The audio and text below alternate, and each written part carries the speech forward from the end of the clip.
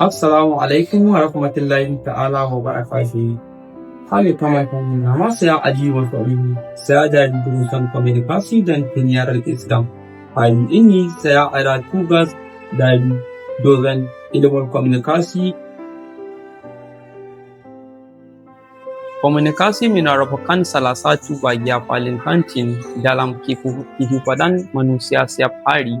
Manusia saling bertukar informasi, menyampaikan ide, menyampaikan perasaan dan menyampaikan hubungan melalui proses komunikasi.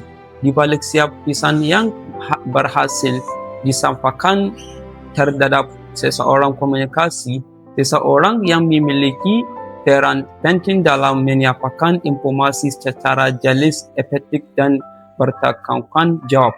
Komunikasi bukan hanya seseorang yang berbicara di depan banyak orang. Komunikasi adalah seseorang yang mampu memahami orang lain, menyampaikan berbagai ide, serta menciptakan hubungan yang bermakna antara bisa dan masyarakat. Pengertian komunikasi adalah seseorang yang bertugas menyampaikan pesan kepada orang lain melalui berbagai bentuk dan media komunikasi. Peran komunikasi dapat ditemukan dalam berbagai bidang seperti jurnalistik, penyiaran, hubungan masyarakat, pendidikan, bisnis, hingga media digital.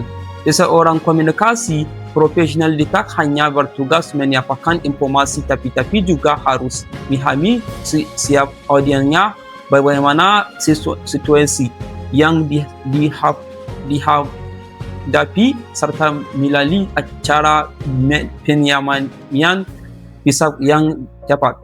Sebagai contoh, seseorang jurnalis versus seseorang komunikasi yang menyampaikan berita kepada masyarakat. Seseorang presenter menyampaikan informasi melalui media penyiaran.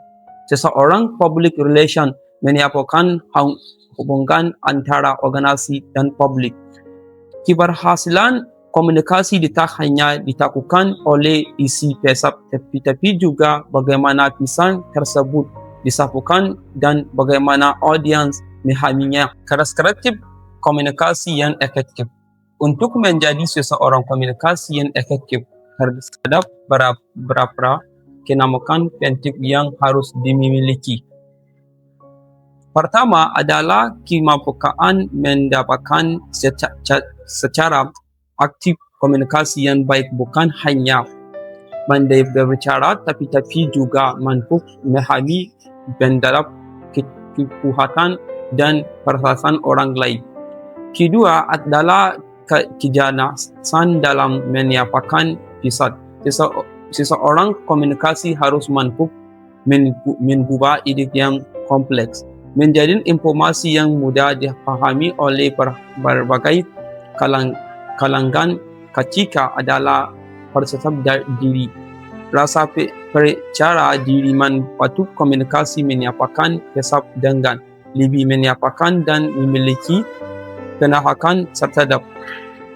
Keempat adalah empati. Komunikasi bukan hanya tentang berbicara, tapi juga tentang memahami manusia. Komunikasi yang memiliki empati dapat menyampaikan hubungan yang lebih kuat dengan masyarakat.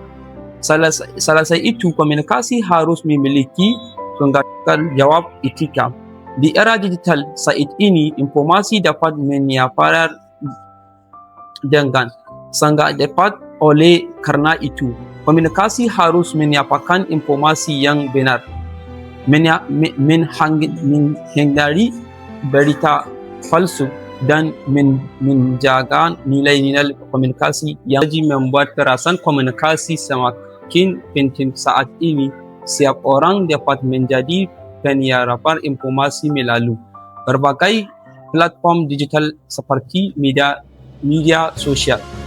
Namun, kemudahan tersebut juga menghadirkan tanggal seperti mencurahkan informasi yang tidak akurat dan disampaikan di masyarakat. Seseorang komunikasi profesional memiliki tanggung jawab untuk menghadirkan informasi yang tersepanya, menyampaikan diskusi positif dan membantu masyarakat memahami berbagai isu. Dalam suanya organisasi komunikasi berfungsi dalam menyampaikan citra, menjaga hubungan dengan publik dan menyiapkan strategi communication yang efektif. Dalam dunia media, komunikasi juga memiliki pengaruh besar dalam menyampaikan cara masyarakat melihat suatu peristiwa atau fenomena.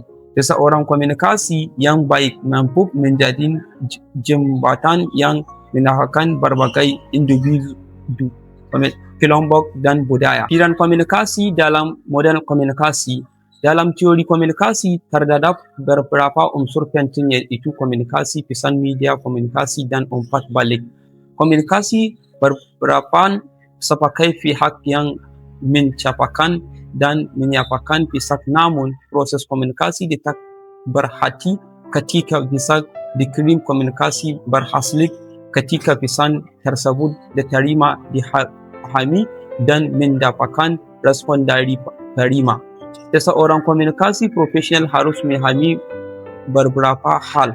Siap target audience saya, pesan apa yang ingin saya sampaikan, media apa yang paling tersebut dilakukan, bagaimana cara menyampaikan pesan saya memberikan dampak positif, dan memahami hal tersebut. Komunikasi dapat menciptakan komunikasi yang lebih efektif dan bermakna. Kesimpulannya, komunikasi bukan hanya seseorang yang mampu berbicara, tapi seseorang yang mampu menyampaikan manusia, menyampaikan pengetahuan, membangun pemahaman, dan menyampaikan pengaruh positif kepada masyarakat. Ditanda perkembangan informasi yang semakin cepat, dunia membutuhkan komunikasi yang mampu menyampaikan pesan secara jelas, bijaksana, dan bertanggung jawab. Karena semuanya tidak akan memberikan perubahan apabila tidak mampu dilakukan dan dipahami dengan baik. Wassalamualaikum warahmatullahi wabarakatuh. Terima kasih.